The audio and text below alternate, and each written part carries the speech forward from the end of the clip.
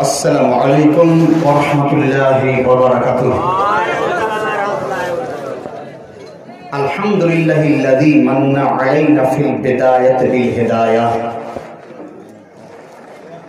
व अनक़ज़ना मिनद ज़लालति बिमहदिल फ़ैज़ि वल इनायह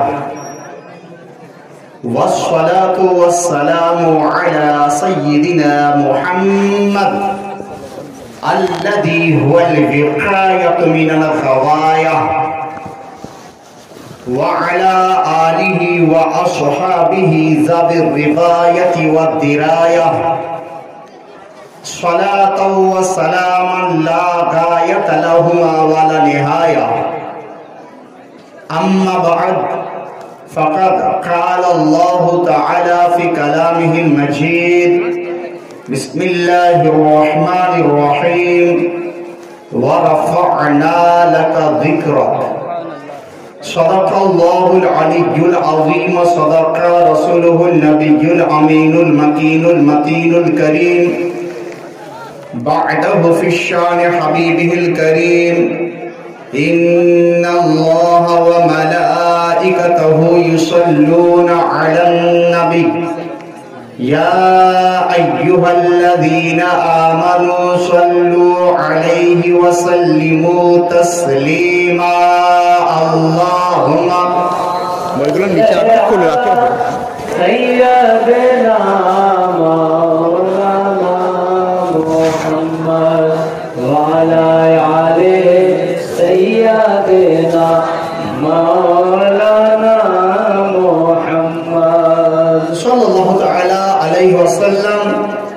मौला यसल्ली व सल्लिम दाइमन अबदा रब्बी सल्ली व सल्लिम दाइमन अबदा अला हबीबिका खैरिल खल्क़ि कुल्लिहिम या अकरमल खल्क़ि माली मन अलूदु बिही या अकरमल खल्क़ि माली मन अलूदु बिही सिवाक इंद हुलूलिल हादिसिल अममी रब्बी सल्ली व सल्लिम दाइमन अबदा अला हबीबिका खैरिल खल्क़ि कुल्लिहिम मुहम्मदुन सय्यिदुल कौनैनि वस्सक़लैन मुहम्मदुन सय्यिदुल कौनैनि वस्सक़लैन वल फ़रीक़ैनि मिन अरबि व मिन अजमि मौला यसल्ली व सल्लिम दाइमन अबदा अला हबीबिका खैरिल खल्क़ि कुल्लिहिम या रब्बी बिल मुस्तफ़ा बल्लिग़ मक़ासिदना वग़फ़िर लना मा मज़ा या वसीअल करमी रब्बी सल्ली व सल्लिम दाइमन अबदा अला हबीबिका खैरिल खल्क़ि कुल्लिहिम। Respected ulamas, my honorable audience, I would like to deliver some speech about our holy prophet, the prophet of universe, the prophet of mankind, the prophet of Almighty Allah, the best prophet, the last prophet, Muhammadur Rasulullah sallallahu alaihi wasallam, peace be upon him.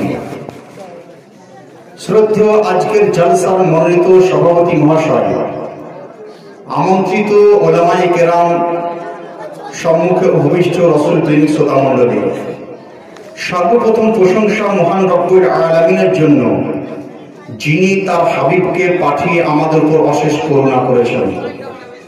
অতঃপর কোটি কোটি দুরূদ সালাম বর্ষিত হোক, অর্পিত হোক সেই নবী ও রাসূলের উপর, যে রাসূলে পাক সাহেবে লাওলাক সাল্লাল্লাহু তাআলা আলাইহি ওয়াসাল্লামের চেহারা মুবারককে দেখার পর বারেলির তাজদার ইমাম ইশকে মুহাব্বত আলা হযরত कंजुल करामत मुजद्दिद दीन मिल्लत इमाम अहमद रज़ा खां रज़ियल्लाहु ताला अन्हु इरशाद करें, रुख दिन है या महरे समा, ये भी नहीं वो भी नहीं, शब जुल्फ या मुश्किल खुदा ये भी नहीं वो भी नहीं। সেই রসুল ও নবীর উপরে কোটি কোটি দরুদ ও সালাম বর্ষিত হোক, যে নবীর শান মর্তবা মর্যাদাকে দেখার পর বেরেলির তাজদার আলা হযরত ইরশাদ করেন, सारे ऊंचों में ऊंचा समझिए जिसे, इस ऊंचे से ऊंचा हमारा नबी। সেই নবী ও রাসূলের উপরে কোটি কোটি দরুদ ও সালাম বর্ষিত অর্পিত হোক যে নবী মুস্তাফা সাল্লাল্লাহু আলাইহি ওয়াসাল্লামের ইনায়াত করা প্রদান করাকে দেখে দরলির তাজদার তিনি বলেন মেরে করিম সে গর কতরা কিसी ने मांगा दरिया बहा दिया है दुर्रे बहा सुभानअल्लाह तकबीर अल्लाहु अकबर या रसूल अल्लाह उलमाए अहले सुन्नत जिंदाबाद जश्न ईद मिलादुन नबी जिंदाबाद और तकबीर सुभानअल्लाह सुभानअल्लाह যে রাসূল পাক সাহেবে আওলাদ ওনার আগমনের মুহূর্তকে দেখার পর दरली ताजदार इरशाद करें जिस सुहानी घड़ी चमका पाई बाका चांद उस दिल अफरोज पे लाखों सलाम আসুন সেই নবী ও রাসূলের উপরে আমরা দরুদ ও সালাম ঝুমে ঝুমে পেশ করি আল্লাহুম্মা সাল্লি আলা সাইয়্যিদিনা মাওলানা মুহাম্মদ ওয়া আলা আলি সাইয়্যিদিনা মাওলানা মুহাম্মদ সাল্লাল্লাহু তাআলা আলাইহি ওয়াসাল্লাম। আপনারা সকলেই বাঙালি, আপনাদের অভিজ্ঞতা অনেক বেশি। আপনারা জানেন যে যে যে ফিল্ডের লোক হয় সে তার ফিল্ড সম্বন্ধে আলোচনা রাখতে শুরু করে দেয়। এই মাইক যখন কোনো একজন বিজনেসম্যানকে দেবেন সে তার বিজনেস সম্বন্ধে কথা বলতে শুরু করে দেয়। এই মাইক যখন কোনো নেতাকে দেওয়া হয় নেতা তখন তার নিজের কথা, নিজের পার্টির কথা, নিজের নেতা নিজের নেত্রীর কথা বলতে শুরু করে দেয়। এই মাইক যখন কোনো ডাক্তারকে দেবেন ডাক্তার বিভিন্ন রোগ সম্বন্ধে এবং রোগের ওষুধ সম্বন্ধে বলতে শুরু করে দেয়। আবার এই মাইক কোনো মাস্টারকে যখন দেওয়া হয় তখন মাস্টার করে কি এই মাইকের দ্বারা বিভিন্ন জ্ঞান আপনাদের সম্মুখে দেওয়ার চেষ্টা করে। আর এই মাইক যখন কোনো আলিম ওলামাকে দেওয়া হয়, হাফিজ কারি মুফতি তাদের সম্মুখে পেশ করা হয়, তারা নিজের বিজনেসের কথা বলে না, নিজের বাড়ির কথা বলে না, নিজের পরিবারের কথা বলে না। মাইক যখনই পায় ওলামায়ে কেরাম বলতে শুরু করে দেন सबसे आला वाला हमारा नबी, सबसे बाला वाला हमारा नबी, सारे अच्छों में अच्छा समझे जिसे इस अच्छे से अच्छा हमारा नबी। বোঝা গেল বিভিন্ন স্টেজ, বিভিন্ন জায়গা, বিভিন্ন এলাকায় তার ব্যবহারটাও আলাদা হয়ে যায়। প্রশ্ন হয় মাওলানা সাহেব আলিমে দিন যখন স্টেজের মধ্যে উঠে নবীর তারিফ কেন করে? হোয়াই, এর কারণটা কি? আমি বললাম শুনুন, আলিম ওলামা স্টেজের উপর ওঠার পর নবীর তারিফ তারা করতে শুরু করে দেয়। কারণ তো রয়েছে। কারণটা কি আমাকে জিজ্ঞাসা যদি করেন আমার উত্তর আপনার মনোভূত হতেও পারে নাও পারে। মাওলানা আবুল কালাম আজাদ সাহেবকে যদি জিজ্ঞাসা করা হয় আপনি স্যাটিসফাইড হতেও পারেন নাও পারেন। আপনি যদি আমাদের মেরাজ সাহেবকে জিজ্ঞাসা করা হয়, আজমির সাহেবকে জিজ্ঞাসা করেন আপনি এতে কনফার্ম হতেও পারেন নাও পারেন। তাই বললাম কি দরলির তাজদার আলা হযরত আজিমুল মরতবাতের কাছে প্রশ্ন করা হলো, ये दरলি তাজদার you are the greatest personality in India. আপনি ভারতের মধ্যে একজন উচ্চ শিখরের মানব। ও দরলি তাজদার ইউ হ্যাভ রিটেন 1400 রুলস। আপনি 1400 বই আপনি লিখেছেন। ও আলা হযরত আপনি একজন মুজাদ্দিদ। আপনি বলে দেন ওলামায়ে কেরাম স্টেজের উপরে ওঠার পর নবীর তারিফ কেন করে, নবীর প্রশংসা কেন করে, নবীর গুণগান কেন করে, নবীর নামে নাম কেন পড়ে, নবীর কথা লোকেদেরকে শোনায় কিসের জন্য? দরলির তাজদার তিনি বলেন জিক্র সব ঠিক है जब तक मजबूर ना हो नमकीन हुस्न वाला हमारा সুবহানাল্লাহ। কি বললেন যে সেই জিকির ততক্ষণ পর্যন্ত কমপ্লিট হয় না যতক্ষণ পর্যন্ত না নবী মুস্তাফার তারিফ করা না হয়। সেই বাড়ি ততক্ষণ পর্যন্ত কমপ্লিট মুমিনের বাড়ি হতে পারে না যতক্ষণ পর্যন্ত না সেই বাড়িতে নবী মুস্তাফার জিকির করা হয়। সেই মাদ্রাসা ততক্ষণ পর্যন্ত কোনো সুন্নি মাদ্রাসা হিসাবে পরিচিতি লাভ করতে পারে না, যে মাদ্রাসাতে নবী মুস্তাফার নামে দরুদ ও সালাম পড়ানো হয়, সেই মসজিদ সুন্নি মসজিদ হতে পারে না যতক্ষণ পর্যন্ত না নবী মুস্তাফার নামে সালাম ও কিয়াম তার মধ্যে করানো হবে। বোঝা গেল, जिक्र सब ठीक है जब तक मजबूर ना हो नम के हुस्न वाला हमारा नबी। অনুরূপ মানুষের দিল ততক্ষণ পর্যন্ত জিকির মজবুর হতে পারে না যতক্ষণ পর্যন্ত না আল্লাহর জিকিরের পরে পরে নবী মুস্তাফার জিকিরটা করা না হবে। আপনার আমাদের কালেমা তাইয়্যিবা ততক্ষণ পর্যন্ত কমপ্লিট হতে পারে না যতক্ষণ পর্যন্ত না আল্লাহর জিকিরের পরে পরে নবী মুস্তাফার জিকিরটা না করা হবে। হ্যাঁ হ্যাঁ, আমাদের আযান ততক্ষণ পর্যন্ত কমপ্লিট হয় না যতক্ষণ পর্যন্ত না নবীর জিকিরের আল্লাহর জিকিরের পরে পরে নবীর জিকির না করা হয়। আজকে আপনারা খুব সৌভাগ্যবান যে আমাদের আল্লাহ রাখা ভাই তিনি আপনাদেরকে এই একটা মজলিসের মধ্যে বসানোর চেষ্টা করেছেন এবং বড় বড় আলিমদের তারা ওয়াজ শোনানোর চেষ্টা করেছেন।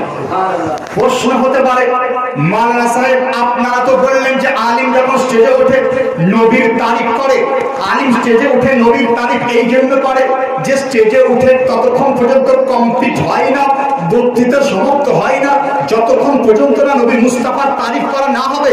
আমাদের প্রফিট কি আছে, আমাদের লাভ কি আছে, আমাদের উপকার কি আছে? সকাল পর্যন্ত শুভ সাদিক পর্যন্ত আবার শুনবো। আমি বললাম শুনুন, আপনাদের উপকার জানার জন্য একটা উদাহরণকে জানা প্রয়োজন। আপনারা দেখেছেন যে ভারতের মধ্যে বিভিন্ন জায়গাতে বিভিন্ন ধরনের গাছ জন্মায়। উদাহরণস্বরূপ মুর্শিদাবাদে আপনাদের এলাকায় আম, লিচু ইত্যাদি বেশি জন্মায়। আমাদের বর্ধমান এলাকাতে ধান, আপনার তারপর তাল ইত্যাদি গাছ বেশি জন্মায়।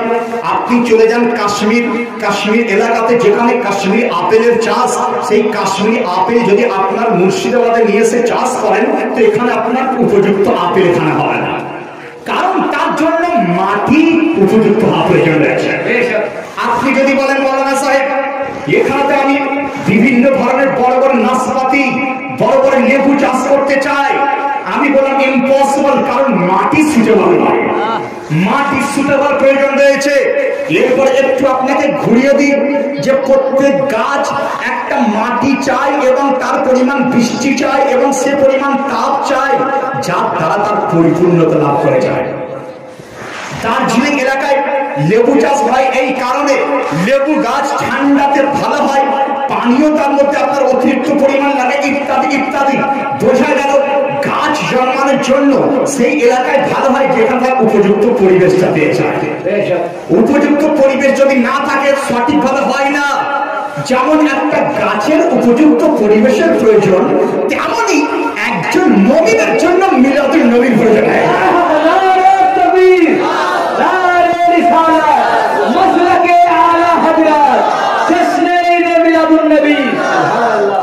মিলাদুন নবীর প্রয়োজন হয়। সারা বছর আপনি অনেক কিছু ভুলভাল করেন, মিলাদুন নবীর অনুষ্ঠান যখন হয় তখন আপনারা তৈরি হয়ে যান, মিলাদুন নবীর ওসিলাতে সারা বছর আপনারা সতেজ আপনার থেকে যায়, যে কারণে মিলাদুন নবী করে আমাদের জন্য অপরিহার্য হয়ে গেছে। আফসোসের বিষয় ওই সকল মুসলমানদের উপর যারা নামধারী মুসলমান আবার মানে মিলাদ করা চলবে না, তাদের জন্য তো খুবই আফসোসের বিষয় যে মিলাদ মানাতে চায় না। আজ অনেক দলিল আপনারা শুনেছেন, মৌলানা জাহাঙ্গীর আলম রিজভী সাহেবের মুখে অনেক দলিল শিখেছেন শুনেছেন, পূর্বের বক্তার মুখে আপনি অনেক শুনেছেন। আজকে আপনাদের আমি একটা ইম্পর্টেন্ট দলিল দিতে চাই যে এই মিলাদুন নবী মানানো এটা কোনো বিদআতি কথা নয়, মিলাদুন নবী মানানো এটা কোনো শিরকি কথা নয়, মিলাদুন নবী মানানো এটা কোনো উল্টো কথা নয়। মিলাদুন নবী মানানো রব্বুল আলামিনের সুন্নাত রয়েছে, রব্বুল আলামিনের সুন্নাত।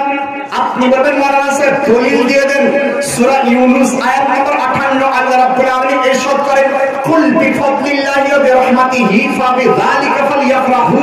হে মুস্তাফা আপনি বলে দেন যে আল্লাহর ফজল এবং আল্লাহর রহমত প্রাপ্তির জন্য তারা যেন খুশি মানিয়ে নেয়। সুবহানাল্লাহ, ফালইফরাহু।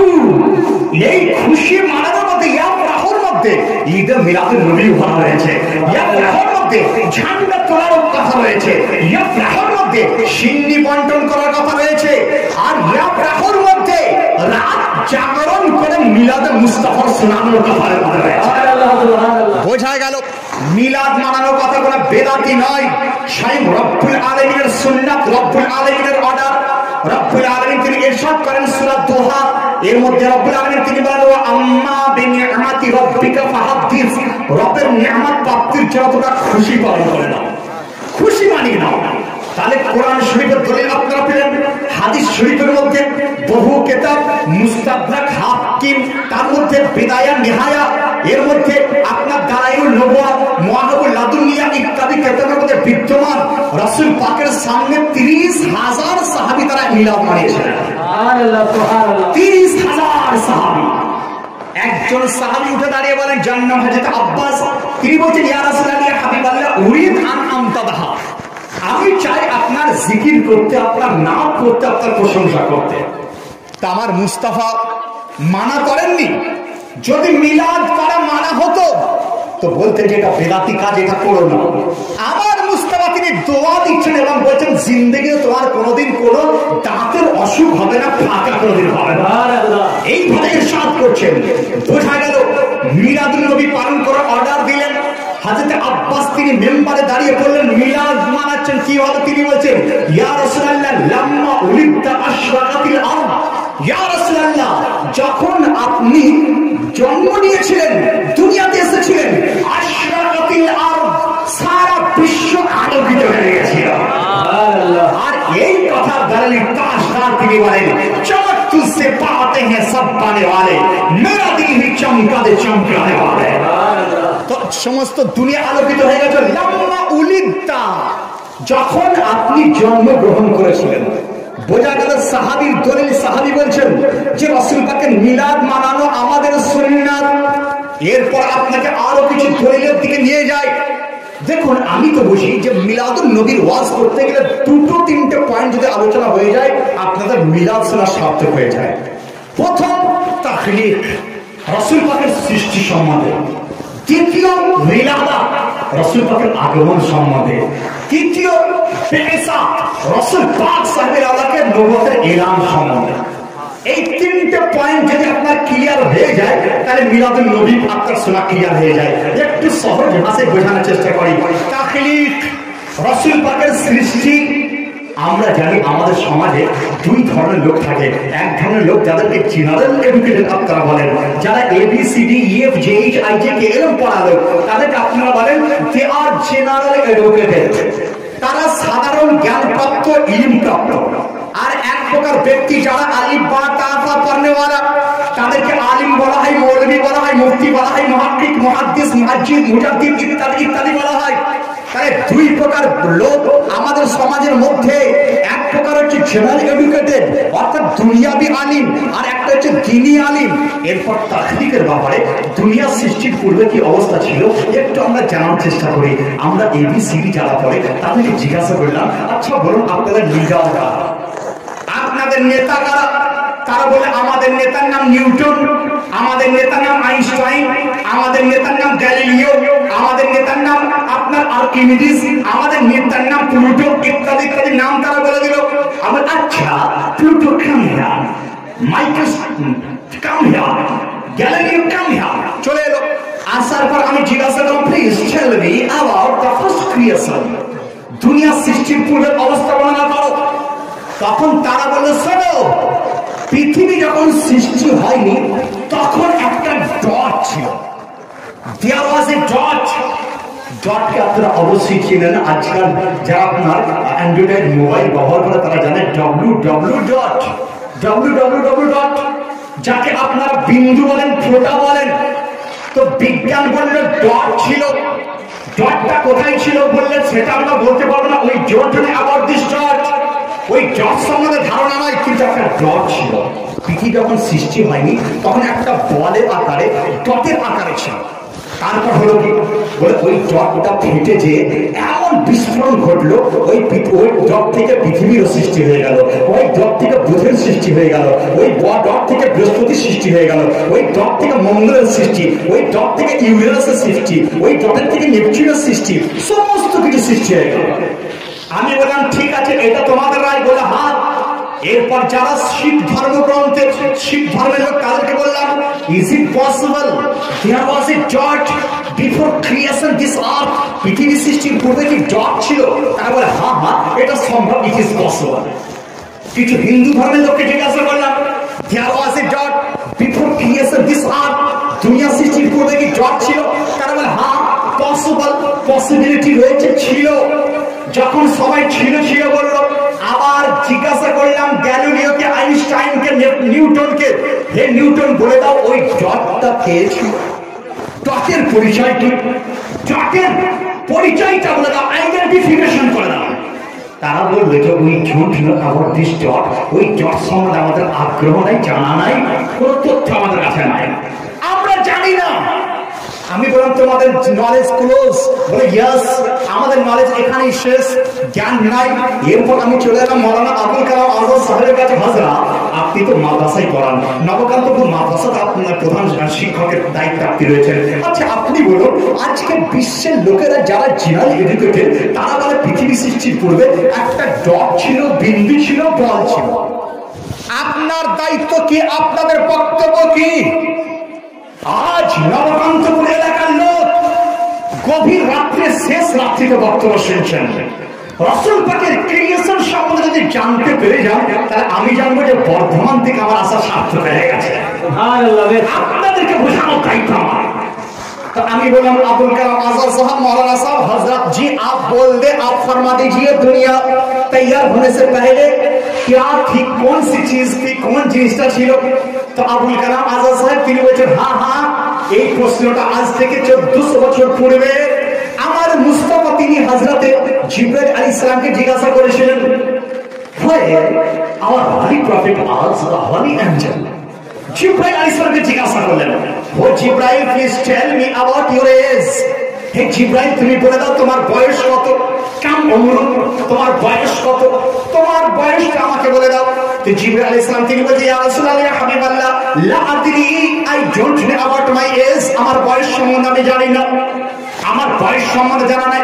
কিন্তু ইয়া রাসূলুল্লাহ ইয়া হাবিবাল্লাহ যখন আমাকে সৃষ্টি করা হয়, আমি যখন চোখ খুললাম, চোখ খোলার পর একটা তারাকে দেখতাম আকাশের মধ্যে। সুবহানাল্লাহ, দেয়ার ওয়াজ এ ডট, একটা তারা ছিল। কতবার? তিনি বলেন যে ৭২,০০০ বার, আবার কিছু কিতাবে ৭৩,০০০ বার, দুই ধরনের রিওয়ায়াত রয়েছে, আমি বর্ণনা করে দিলাম। ৭৩,০০০ বার, ৭২,০০০ বছর পর পর, ৭২,০০০ বার আমি দেখেছি কত বছর পর পর। ইয়া রাসূলুল্লাহ ওই তারাটি ১৪,০০০ বছর পর পর উঠতো, ৭৪,০০০ বছর পর আবার সেটাকে দেখতে পাওয়া যেত না। তাহলে দেখুন তারা দেখেছিলেন, আর তারাকে দুনিয়া থেকে দেখতে ডটের মতো মনে হয়, তারাকে দুনিয়া থেকে দেখতে বলের মতো মনে হয়। তাহলে এই পর্যন্ত দুনিয়াবি ইন্ডিয়া সায়েন্সটা তাদের সঙ্গে আমাদের থট মিলে গেল, আমাদের আপনার পুরো চিন্তাধারা এক হয়ে গেল। এরপরে প্রসঙ্গ যেখানে তারা ক্লোজ করে দিয়েছিল যে we don't know about this dot, ওই ডটটা কে ছিল আমরা জানি না। জিবরাইল আলাইহিস সালামকে রাসূল পাক ইরশাদ করেছেন, জিবরাইল তুমি কি জানতে ওই ডটটা কে ছিল, তার পরিচয় কি ছিল? তো জিবরাইল আলাইহিস সালাম তিনি বলেছেন ইয়া রাসূলুল্লাহ লা আদরি, আমি জানি না, আমি জানি না ডটটা কে ছিল। তো রাসূল পাক তিনি বলেছেন ওয়া ইজ্জাতু রাব্বি ওয়া আনা যালিকা লিকাউকা, খোদার কসম ওই ডটটা আমি ধরে মারতে পারি। তাকবীর, নারে রিসালাত, মাসলাকে আলা হযরত, চশমে ঈদ মিলাদুন নবী, নারে তাকবীর। ওই ডটটা আমি ছিলাম। হে জিবরিল শোনো, যখন আমি ছিলাম আসমান ছিল না, জমিন ছিল না, কুল কায়নাতের সৃষ্টি আল্লাহ করেননি। আমি করতাম কি, রব্বুল আলামিনের সান্নিধ্যে থেকে ঘোরাফেরা আমি করতাম। আর এই হাদিসের বর্ণনা করতে গিয়ে আমার আপনার ইমাম বেরেলভী তাজদার তিনি বলেন ও जो ना थे कुछ ना था, वो जो ना हो कुछ ना हो, जान है वो जान की जान है तो जान है।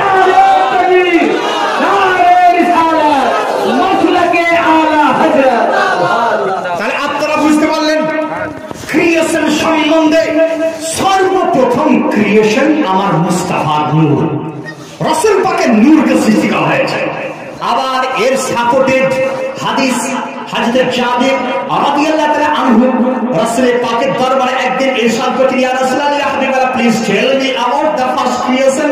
या रब्बुल आलमीन या रसूलुल्लाह सल्लल्लाहु अलैहि वसल्लम अखबिरनी अन अव्वल शाइइन खलाकाल्लाहु क्वला कुल्लिल आशिया। या রাসূলুল্লাহ আমাকে ওই সম্বন্ধে বলে দেন যেটা আল্লাহ রাব্বুল আলামিন জমিন আসমান কুল কায়নাতের পূর্বে সৃষ্টি করেছেন।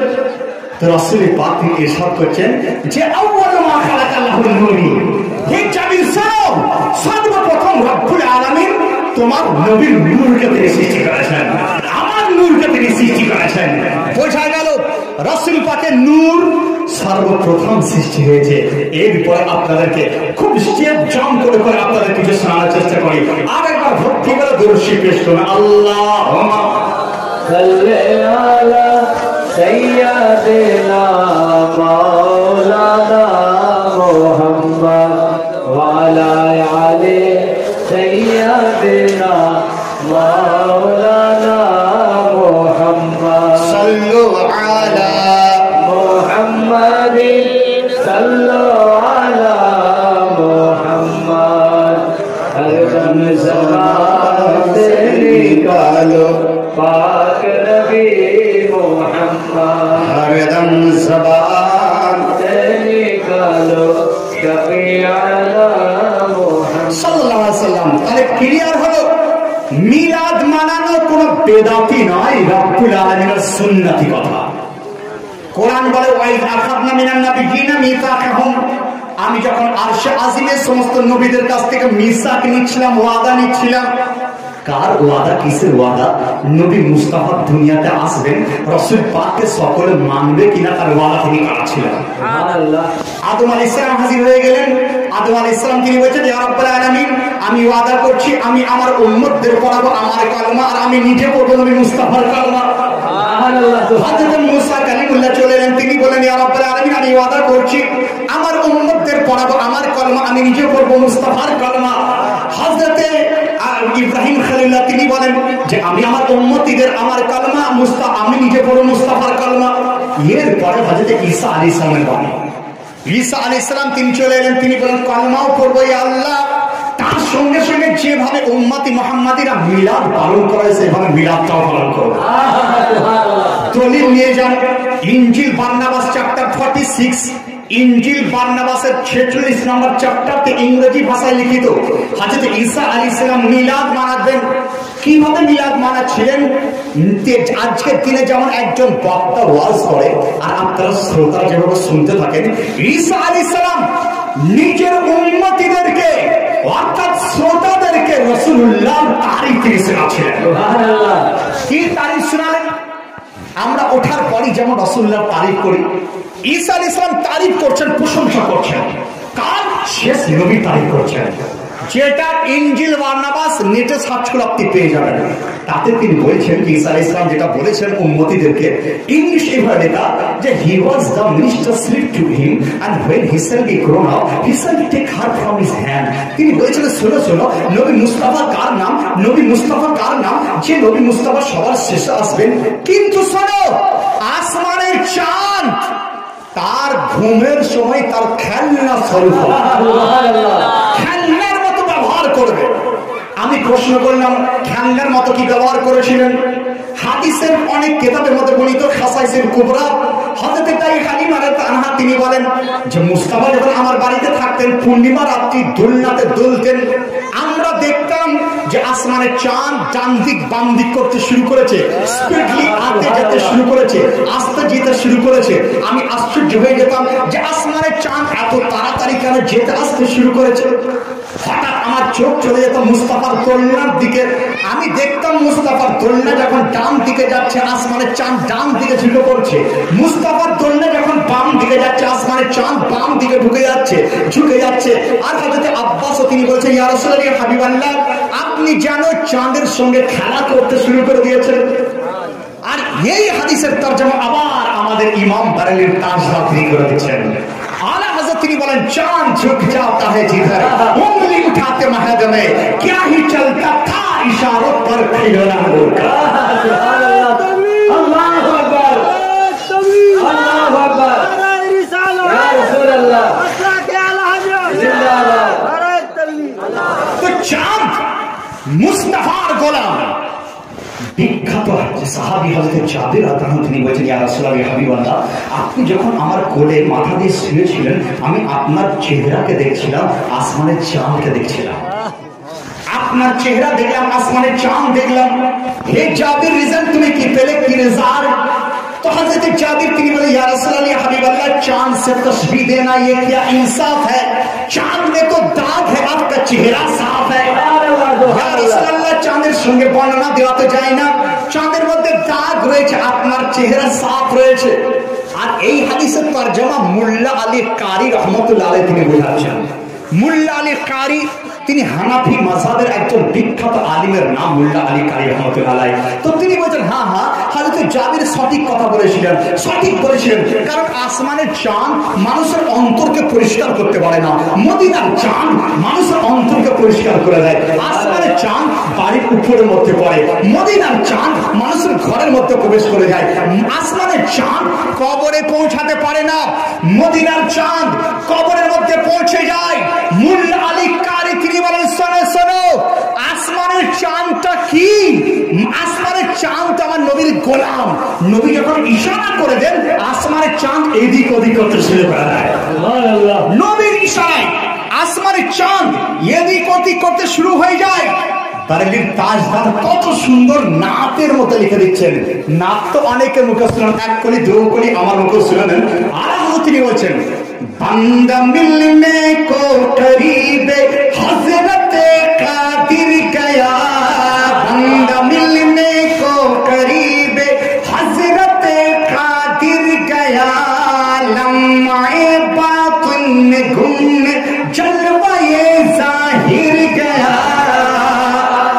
এরপর সেটা লিখছেন, उनकी मर्जी पा गया सूरज फिरा उल्टे कदम, उनकी मर्जी पा गया सूरज फिरा उल्टे कदम, उनकी उंगली उठ गई महका कलेजा छिर गया।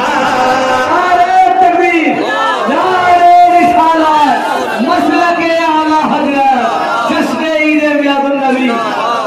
তো সুন্নি মানুষ যদি আমার আলা হযরতকে চিনতে না পারে, কিছু চিনতে পারেনি। হুজুর আলা হযরত প্রত্যেকটি হাদিসে, কোরআন শরীফের প্রত্যেকটি আয়াতের তরজমা একটা শেরের মধ্যে করে দিয়েছেন। আলা হযরত কার নাম? 2 মিনিট আলা হযরত সম্বন্ধে শুনে নেন। আলা হযরত যখন মক্কা মদিনা শরীফে যেতেন, যাওয়ার পর তিনি বলতেন যে আমার ইচ্ছা হচ্ছে যে আমি পায়ের দ্বারা এখানে হাঁটবো না, আমার ইচ্ছা আমি যেন চোখের দ্বারা মদিনাতে হেঁটে বেড়াই, আমি যেন মাথার দ্বারা মদিনাতে হেঁটে বেড়াই। আর বাকায়দা প্র্যাকটিসও করতেন, শুধু মুখে নয়, কখনো মাথাকে ছিটকাতে শুরু করতেন, কখনো মাথা লাগিয়ে দিতেন মক্কা মদিনা শরীফে। লোকেরা বলতে, আরে এ তো পাগল নাকি, মাথা দিয়ে হাঁটতে শুরু করেছে, মাথা দিয়ে হাঁটতে শুরু করেছে। তা আল্লাহ তাদেরকে বলতেন, শোনো, আমাকে পাগল বলো না, আমি পাগল নই, আমি তো আসল হুঁশিয়ার যে মদিনা মক্কা শরীফে আমি পায়ের পরিবর্তে মাথার দ্বারা হাঁটতে চেষ্টা করেছি। আমাদের কত সুন্দর তিনি বলছেন, দেখুন এইভাবে, मुझको दीवाना बताते मैं तो होशियार हूँ, मुझको दीवाना बताते मैं तो होशियार हूँ, पाओ जब तौफे हरम में थक गए सर फिर गया, पाओ जब तौफे हरम में थक गए सर फिर गया, बंदा मिलने को करीब हजरत कादिर गया। আবার বলছেন যে আমরা পাগল নই, আমরা মদিনা শরীফ থেকে যেতে চাই না, মদিনা শরীফ থেকে দেশ যেতে চাই না, এখানেই থাকতে চাই। তাই তিনি বলছেন, ঠোকরে খাতে ফিরোগে উনকে দর पर पड़े रहो, ठोकरे खाते फिरोगे उनके दर पर पड़े रहो, काफिला तो ऐ रज़ा अव्वल गया आखिर गया, काफिला तो ऐ रज़ा अव्वल गया आखिर गया, बंदा मिलने को करीब हजरत कादिर गया।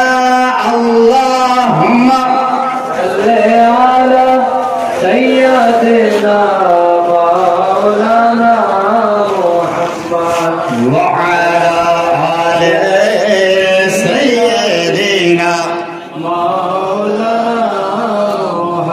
صلوا على محمد صلوا على محمد हर दम ज़बान से निकालो पाक नबी मोहम्मद हर दम ज़बान से निकालो शफियाना मोहम्मद সাল্লাল্লাহু আলাইহি সাল্লাম। তাহলে আপনি পেলেন যে হযরত ঈসা আলাইহিস সালাম তিনি মিলাদ মানাচ্ছিলেন, উম্মতীদের সামনে কি বলেছিলেন? দা মুন শাল মিনিস্টার স্লিপ টু হিম, আসমানের চন্দ্র রাসূলুল্লাহর গোলাম হয়ে থাকবে। তারপরে দ্বিতীয় বাক্য তিনি বললেন, and when he shall be grown up, যখন মুস্তাফা বড় হবেন, he shall take her from his hand, তিনি হাতের দ্বারা আসমানের চাঁদকে স্পর্শ করতে পারবেন। হাতের দ্বারা আসমানের চাঁদকে স্পর্শও করবেন। খুব বড় ঘটনা, সংক্ষেপে বলি। হাবিব ইয়ামানি নামে একজন ব্যক্তিকে হায়ার করে এনেছিল আবু জেহেলের দলের লোকেরা। আবু জেহেল বলল যে হাবিব ইয়ামানি, তোমার নাম তো খুব প্রসিদ্ধ, লোকেরা তো সকলেই জানে, তো আমাদের ভাতিজা মুস্তাফা মোহাম্মদ সে নবী দাবি করছে, তোমাকে করতে হবে কি সে নবী কিনা তার পরীক্ষা করতে হবে। তো হাবিব ইয়ামানি তিনি বলেছিলেন বাড়ি থেকে বেরোনোর সময় যে তিনি যদি নবী হন তাহলে আমি তার কাছে একটা দোয়া চেয়ে নেব, আর যদি তিনি নবী হন তাহলে আমি কলমাও পড়ে নেব। দুটো নিয়ত তিনি করেছিলেন। মক্কা শরীফে হাজির হলেন। আবু জেহেলের দলের লোকেরা ওনাকে ইস্তেকবাল করলো, স্যালুট করলো, সম্মান জানালো। হাবিব ইয়ামানি তিনি বললেন যে ডাকো কই তোমাদের ভাতিজা কই। যখনই রাসূলুল্লাহ সাল্লাল্লাহু আলাইহি ওয়াসাল্লাম সামনে চলে এলেন, আবু জেহেল জিজ্ঞাসা করলো, তুমি যদি নবী হবে তো কিছু আলামত দেখাও।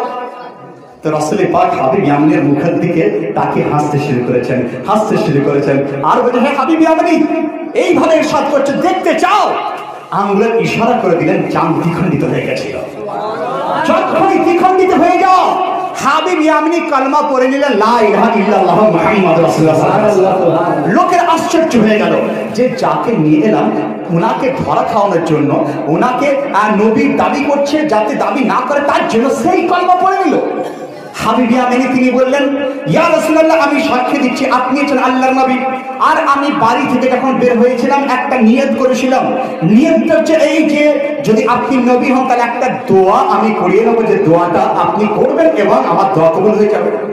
রাসূলুল্লাহ তিনি বললেন, তুমি চেয়েছিলে তোমার একটাই বেটি, যে বেটি কথা বলতে পারে না, চলতে পারে না, ন্যাংরা লুলা হয়ে পড়ে আছে, তুমি চেয়েছিলে যে সে যেন ভালো হয়ে যায়। যাও, আমি মুস্তাফা দোয়া করছি সে ভালো হয়ে গেছে।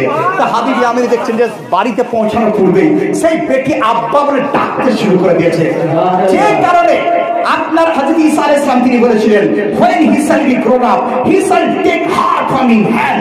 রাসূলুল্লাহ কার নাম, যে রাসূলের পাক বড় হয়ে আসমানের চাঁদকে স্পর্শ করে দেবেন। আজ আমাদের মধ্যে রাসূলুল্লাহর তারিফ শুনছি, কিন্তু সমস্যা কি জানেন আপনাদের মধ্যে, যে রাসূলুল্লাহর ক্যারেক্টারকে আমরা নিজেদের মধ্যে ওনার সুন্নতকে আপনাতে পারছি না, সুন্নতকে নিজেদের মধ্যে গঠন করতে পারছি না। আর যদি পারতাম তাহলে এই যে চুলের ছাট, এই দিক কাট, এই দিক কাট, এইগুলো আপনারা করতেন না। চুলের ছাট এদিক ওদিক করা ইসলামের এটা আপনার নিয়ম নয়, এটা হচ্ছে বাতিল ধর্ম, বাতিল লোকের আকিদা। আমি একজনকে জিজ্ঞাসা করলাম, আচ্ছা তুই মুসলমান না অন্য কিছু?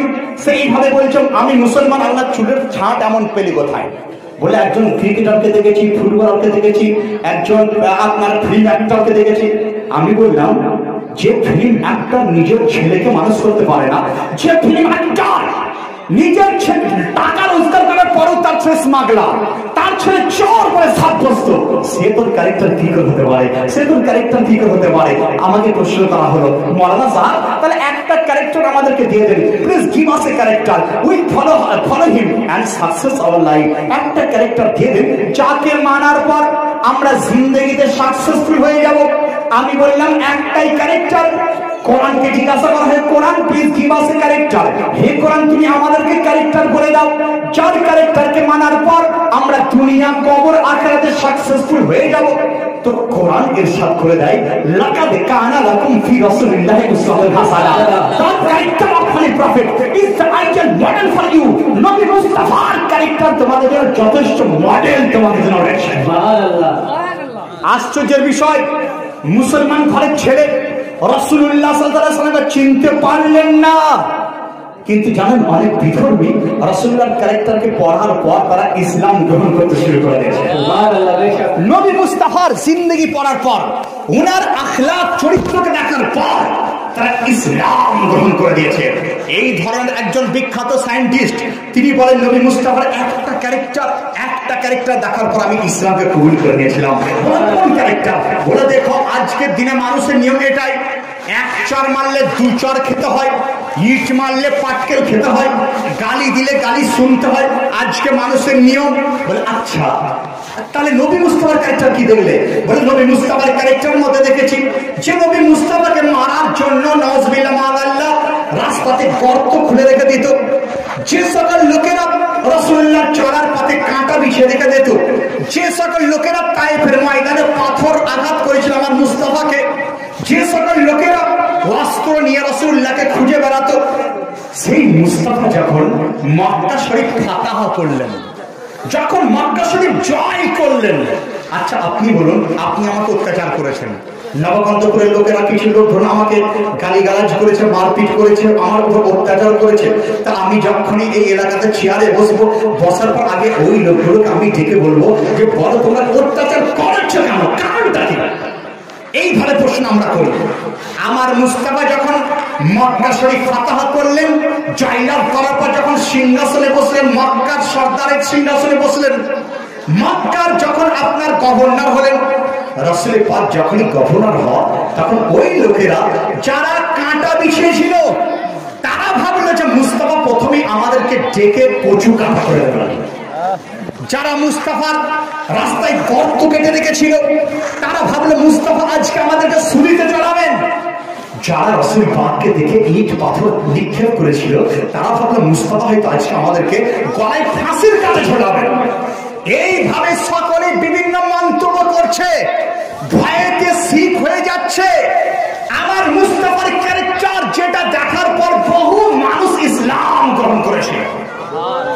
মুস্তাফা আমার রাসূলুল্লাহ যখন চেয়ারের মধ্যে বসলেন, যখন উনি সিংহাসনে বসলেন, বসার পরই প্রথমেই তিনি এলান করলেন যে আমার বিরুদ্ধে যারা যুদ্ধ করেছো, আমার রাস্তায় যারা কাঁটা বিছিয়েছো, আমার রাস্তায় যারা গর্ত করেছো, আজ আমি মুস্তাফা আমি তাদের সবাইকে মাফ করে দিলাম। সুবহানাল্লাহ, সুবহানাল্লাহ, মাফ করে দিলাম।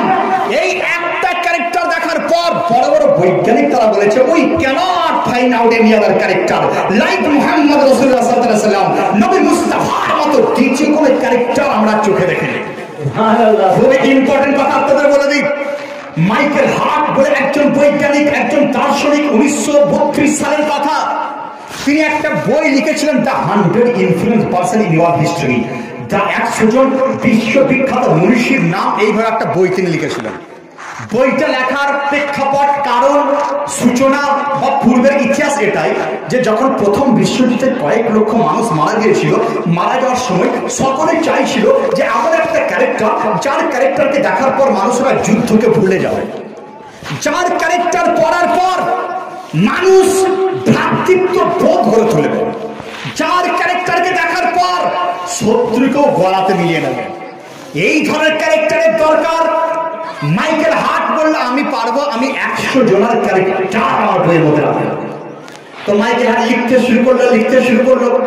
বইটা পাবলিশ হওয়ার পূর্বে বৈজ্ঞানিক যারা তারা ভেবেছিল যে মাইকেল হার্ট একজন বৈজ্ঞানিক হওয়ার কারণে নিশ্চয়ই কোনো বৈজ্ঞানিকের নাম 1 নম্বরে লাগবে। দার্শনিকরা ভেবেছিল মাইকেল হার্ট একজন দার্শনিক হওয়ার কারণে প্রথম হয়তো কোনো দার্শনিকের নাম রাখবে। মাস্টাররা ভেবেছিল যে মাইকেল হার্ট মাস্টার হওয়ার কারণে 1 নম্বরে হয়তো অন্য কারোর মাস্টারের নামটা রাখবে।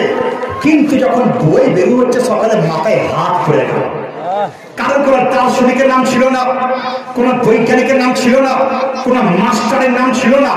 বইটা বের হওয়ার সময় দেখা গেল 1 নম্বরে আমার মুস্তাফার নাম তার মধ্যে ছিল।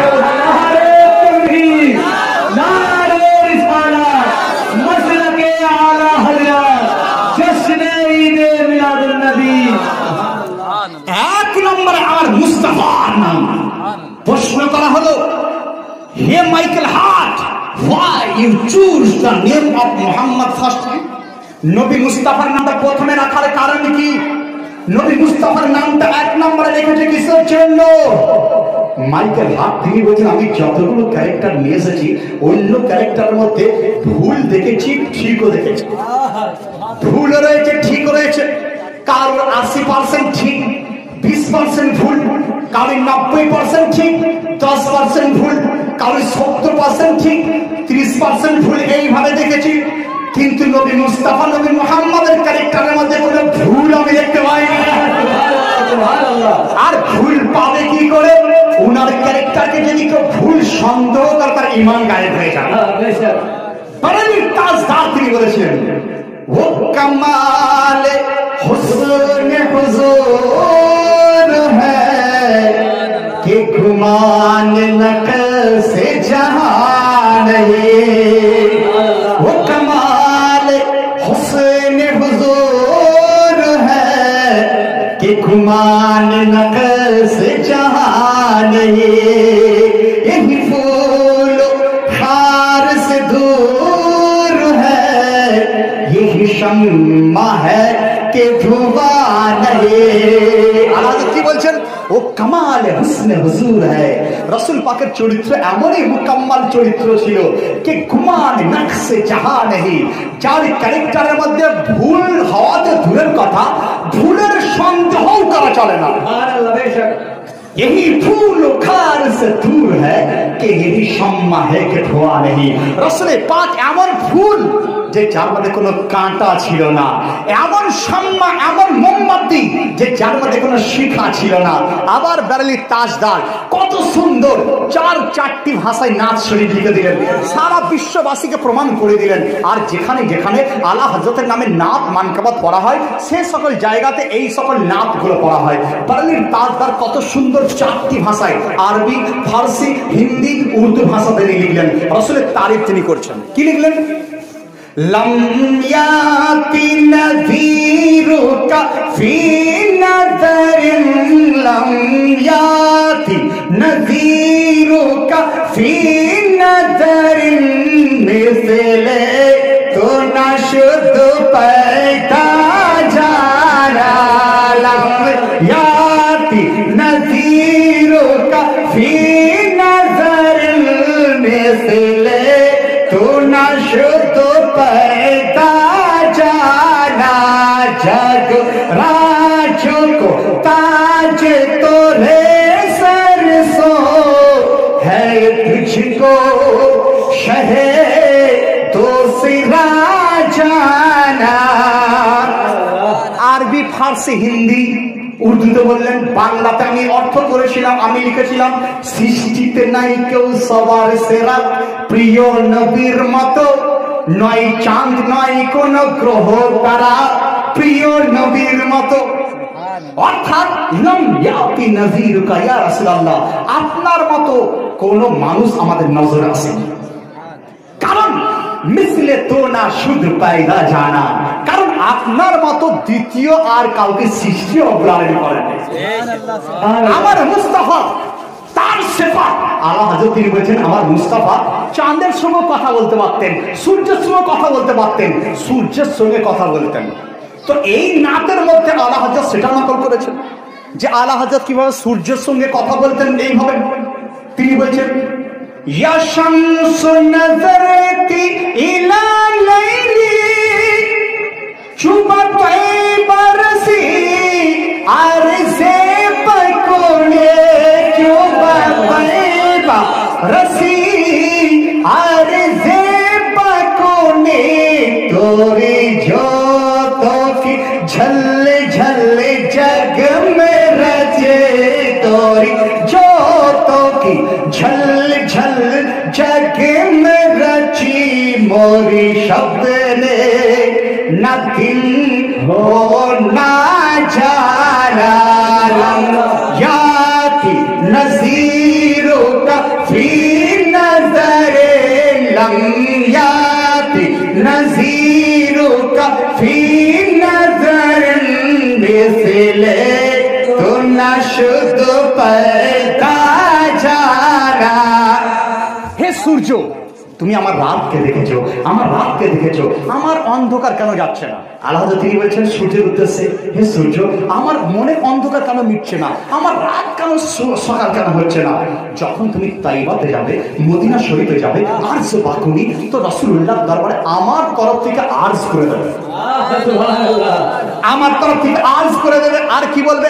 তোরি জোত কি ঝল ঝল জগমরাচি, তোরি জোত কি ঝল ঝল জগমরাচি, মোরি স্বপ্নে নাতিন হো না জানা। আমার রাতেতে ইয়া রাসূলুল্লাহ আপনার নূরের ওসিলাতে, তেরি জোত কি আপনার নূরের ওসিলাতে কুল কায়নাত ঝলমল করে, আমার অন্তর কেন পরিষ্কার করা হচ্ছে না? এইভাবে বলছেন। আবার তিনি বলছেন ইয়া কাফিলাতি জিদিয়া জালাতি, হে মদিনার বাসিন্দা, হে মদিনার কাফেলা, একটু দাঁড়িয়ে যাও, একটু দাঁড়িয়ে যাও। ইয়া কাফিলাতি জিদি আজালাত, রাহমে পর হাসরাতে তৃষ্ণা নজর, আমার উপর রহম করো। আমি আলা হযরত বলছেন যে আমি আশিক রাসূল রয়েছি, আমার উপর তো রহম করবে। আমি চাই না যে এখান থেকে এত তাড়াতাড়ি মদিনা শরীফ থেকে চলে যায়। কি বললেন? ইয়া কাফিলাতি জিদি আজালাত, রাহমে পর হাসরাতে তৃষ্ণা নজর, मोरी चियारा लरजे तरक तरक, मोरी चियारा लरजे तरक तरक, तैबा से अभी न सुना जाना, लम याति नज़ीर कफी नज़री, मिसले तु न शुद्ध पैदा जाना। सुभान अल्लाह।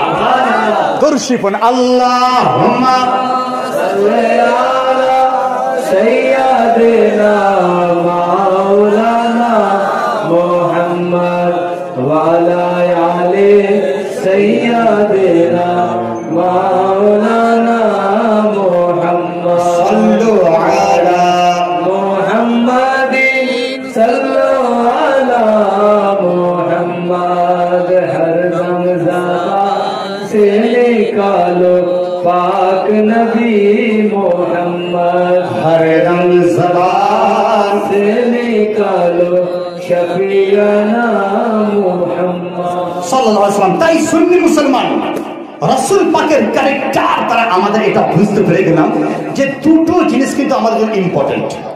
এক হচ্ছে রাসূলুল্লাহর মহব্বত, দ্বিতীয় রাসূল পাকের তাজিম। রাসূল পাকের মহব্বত যদি না থাকে আপনি কমপ্লিট মুসলমান আপনি হতে পারবেন না। রাসূল পাকের প্রেম যদি না থাকে কমপ্লিট মুসলমান হওয়া যায় না। আপনি বলেন কিভাবে?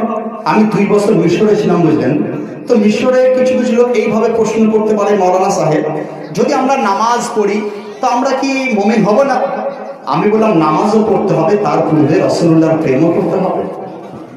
আবার একদল লোক তারা বলে যে কোনো বিধর্মী যদি হজ করতে যায় তাকে কি মুসলমান বলবে না? আমি বললাম শুধু হজ করলে মুসলমান হয় না, তার পূর্বে ঈমানদার হতে হবে। আবার একদল লোক তারা বলে যে হিমালয় পার্বত্য অঞ্চলে, হিমালয় পাহাড়ের নিকটে একদল লোক তারা করে কি রোজা রাখে মুসলমানদের মতো, তাদেরকে কি মুসলমান বলা যাবে না? আমি বললাম শুধু রোজা রাখলে তাকে মুসলমান বলা যায় না। বলে তাহলে কি করতে হবে? আমি বললাম তাকে কালেমা পড়তে হবে, ঈমান আনতে হবে। তারা বলে হোয়াট ইজ ঈমান? ঈমান কাকে বলে? আমি বললাম ঈমান তাকেই বলে বারেলির তাজদার যে সংজ্ঞা দিয়েছেন, ইশকে রাসূল হি ঈমান হ্যায়। ईमान की जान है, जान का चैन है, चैन का सामान है। ईमानदार काके বলা হয়? রাসূল পাকের মহব্বত যার প্রেমের অন্তরে আছে তাকে ঈমানদার বলা হয়। এরপর মুমিন কাকে বলে? ঈমানদার তো বুঝলাম, মুমিন কাকে বলে? উত্তর বারেলির তাজদার তিনি বলেছেন। কত সুন্দর তিনি বলছেন, দেখুন তিনি বলছেন মুমিন ও है जो उनकी इज्जत पे मरे दिल से, मोमिन वो है जो उनकी इज्जत पे मरे दिल से, ताज़ीम भी करता है नजदी तो मरे दिल से। কি বলছেন আলা হযরত? যে মুমিনও হয়, মুমিন তাকে বলা হয় রাসূল পাকের প্রেমে যে মারা মিটার জন্য তৈরি থাকে তাকে মুমিন বলা হয়। আর তাজিম भी करता है नजदी, जो মরে দিল সে রাসূল পাকের তাজিম নাজদিরাও করে, কিন্তু তাদের অন্তর মুর্দা অন্তর তাও তাজিম করে। তারা আজান দেওয়ার সময় দেখবেন যারা বাতিল ফিরকার লোক আজান দেয় যখন তারা বলে আশহাদু আন্না মুহাম্মাদার রাসূলুল্লাহ, রাসূলের নাম তারা নেয়। আপনি বলবেন তারাও নবীর নাম নিচ্ছে, আপনারাও নিচ্ছেন, তাদেরকে কেন বাতিল বলছেন? আমি বললাম যে ফায়সালা আলা হযরত তিনি করে দিয়েছেন। আলা হযরত কি বললেন? যে তাজিম ভি করতা है নজদি মগর মারে দিল সে। নজদি যারা তারা অন্তর থেকে মুর্দা, তারা মৌখিক শুধু রাসূল পাকের নাম বলে, অন্তর থেকে তারা তাজিম করে না। আজ নবকান্তপুর গ্রামের বাসী শেষের দিকে একটা মেসেজ দিয়ে যায় যে আপনারা যদি টিটিএস হয়ে যান, টানাটান সুন্নি যদি হয়ে যান, তাহলে জাহান্নামের আগুন আপনাদেরকে স্পর্শ করতে পারবে না। আপনি এত জোরালো কি করে কথা বলছেন? জাহান্নামের আগুন আমাদেরকে পৌঁছাতেই পারবে না, স্পর্শও করতে পারবে না, ছুঁইতেও পারবে না। আমি বললাম হ্যাঁ, তার জন্য শর্ত খাঁটি মুমিন হতে হবে। সোনা দেখেছেন, সোনা 50-55 হাজার টাকা ভরি। আপনার গলার মানে আপনার মেয়ের কি আপনার স্ত্রীর গলার হার, সেটাকে নিয়ে গিয়ে স্বর্ণর কাছে নিয়ে গেলেন, স্বর্ণকারের কাছে যাওয়ার পর বলছেন যে আপনি বলে দেন সোনাটা খাঁটি না ভেজাল, অরিজিনাল না ডুপ্লিকেট। তো স্বর্ণকার সে করে কি, সোনাটাকে হাতে করে নিয়ে ঘষে, যদি অরিজিনাল হয় বলে এটা অরিজিনালকে নিয়ে চলে যাও, অরিজিনাল সোনা, এর মধ্যে কোনো খাদ নাই, মিল নাই, ভেজাল নাই। আর যদি ওটা ভেজাল হয় তো স্বর্ণকার বলে এর মধ্যে খাদ আছে, মিল আছে, মিলাপ আছে, ভেজাল আছে। করতে কি হবে? তো স্বর্ণকার বলে এটাতে আগুন দিয়ে ওই ভেজালকে বার করতে হবে, আগুন দিয়ে খাদ বার করতে হবে। বোঝা গেল খাঁটি সোনাকে আগুন দেওয়ার প্রয়োজন হয় না, খাঁটি সোনার মধ্যে আগুন লাগানোর প্রয়োজন হয় না। ভেজাল যেটা সেটাতে আগুন দেওয়ার প্রয়োজন হয়। খাঁটি মুমিন যদি হয়ে যান আগুন দেওয়ার প্রয়োজন নাই, ভেজাল মুমিন যদি হন আগুনের প্রয়োজন আছে। দলিল নিয়ে যান, আমি দলিলটা নয় বারের তাজদার দলিল নিচ্ছেন দেখুন, কারণ আমরা কোটেড করছি তো আলা হযরতের কথা থেকে। আলা হযরত কত সুন্দর তিনি বলছেন দেখুন, তিনি বলছেন যে খাঁটি মুমিন হওয়ার চেষ্টা করো, তাহলে জাহান্নামের আগুন ধরতে পারবে না। তিনি এইভাবে বলছেন সোনে কো तपाए जब कुछ मिल हो या कुछ मैल, सोने को तपाए जब कुछ मिल हो या कुछ मैल, क्या काम है जहन्नम के धैर्य को खरे दिल से। কি বলছেন যে জাহান্নামের ধর, জাহান্নামের আগুন নিয়ে কিচ্ছু প্রয়োজন নাই মুমিনকে জ্বালানোর জন্য, কারণ সে তো খাঁটি মুমিন হয়ে গেছে। তো মুসলমান বোঝা গেল আজকের এই জালসার দ্বারা, মিলাদুন নবীর দ্বারা সবক হাসিল করলাম যে মুমিন হতে হবে আর খাঁটি মুমিন হতে হবে। খাঁটি মুমিনের একটা দুটো আলামত দিয়ে ইনশাআল্লাহ বক্তব্য শেষের দিকে নিয়ে যাবো। একবার দরুদ শরীফ পড়ুন, আল্লাহুম্মা শেষের দিকে নাকি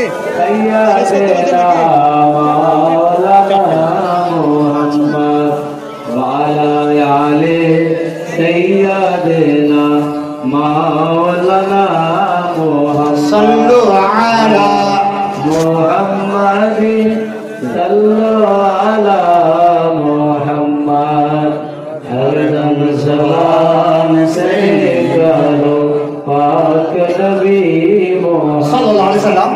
সহিহ বুখারীর সহিহ অনুবাদ, এটা কাজ চলছে বুঝলেন, এটা শুধুমাত্র স্যাম্পল স্বরূপ আমি বার করেছি যে কাজটা আমি করছি।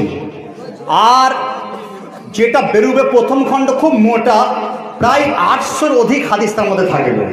বইটা ছাপাতে 2 থেকে 2.5 লাখ টাকা খরচা হয়ে যায়। তো যাই হোক, আপনাদেরকে এই বইটা নিতে বলবো পড়ুন, কারণ বাংলাতে ওয়েস্ট বেঙ্গলে সুন্নিদের কেউ তর্জমা করেনি। আপনাদের দোয়াতে আমার প্রিয় মুর্শিদের দোয়া আমার উপর রয়েছে, বুঝলেন? প্রিয় মুর্শিদের দোয়াতে, এমনকি আমি উর্সে নুরিতে গেলাম গতবার, এইবারে উর্সে নুরিতে যাওয়ার পর হুজুর জামালে মিল্লাত তিনি আমাকে এর তাখরিজ পর্যন্ত লিখে দিয়েছেন ছাপার জন্য। তো সেটা খুব মোটা আকারে প্রথম খণ্ড বের হবে। তো ইনশাল্লাহ সেটা 2 থেকে 2.5 লাখ টাকা খরচা। দোয়া করুন যেন আল্লাহ রাব্বুল আলামিন পয়সার ব্যবস্থা করে দেন, যেন আমি গোটা পশ্চিমবঙ্গের লোকের হাতে সুন্নি বুখারী আমি যেন তুলে দিতে পারি। এই বুখারী এটা শুধু আপনার নমুনা স্যাম্পল স্বরূপ। এর মধ্যে আমি লিখেছি দেখুন যে বাতিল লোকেরাও বুখারী আপনার অনুবাদ করেছে, অনেক বাতিল। তারা কেউ বলেছে নবীকে মূর্খ বলেছে, যেমন এই বইটাতে যারা কিনেছেন বা যারা নিয়েছেন বা যারা নেবেন, এখানে 2-3 পিস রয়েছে, বাকি আপনার মুফতি বুকটি বলে পেয়ে যাবেন, বা আমাদের গোলাম আজমির সাহেবের কাছে বা যার কাছে খোঁজ করবেন ওখান থেকে না দেবেন। দেখুন তারা মা আনা বেকারিন, রাসূলুল্লাহ দরবারে একদিন হযরত জিবরাইল আলাইহিস সালাম বলতে, ইয়া রাসূলুল্লাহ ইকরা, আপনি পড়ুন। তো হুজুর বলেছেন মা আনা বেকারিন বলেছিলেন।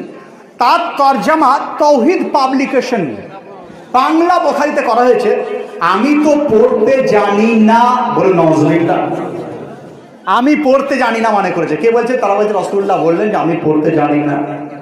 আচ্ছা বলুন, রাসূলুল্লাহ পড়তে জানেন না, আমরা পড়তে জানি? আমি যদি বলি আমি পড়তে জানি, আমি পড়তে জানি কি জানি না?